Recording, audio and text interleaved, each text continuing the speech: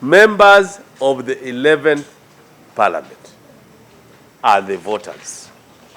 What is the procedure?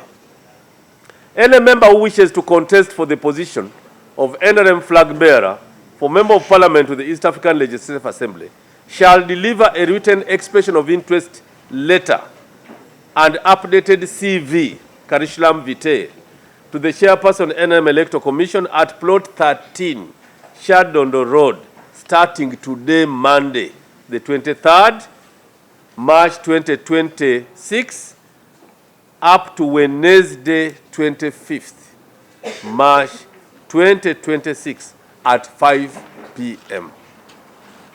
I repeat, expression of interest starts today, Monday 23rd, 2026, and ends on Wednesday, the 25th March 2026 at 5 p.m.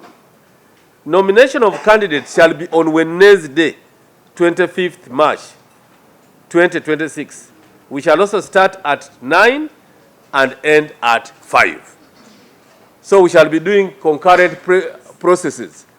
You express interest. When you are eligible, we nominate you. The Wednesday deadline is Wednesday deadline for expression of interest, but also for nomination. Because we must present these names to SEC. If it is called on Thursday, we shall present to SEC. Caucus has been called for Friday. Parliamentary caucus. And if parliamentary caucus is to vote, these members will be voted in the parliamentary caucus of Friday. So we don't have time. The NRM Electoral Commission shall appoint a date, time, and place for election of the candidate.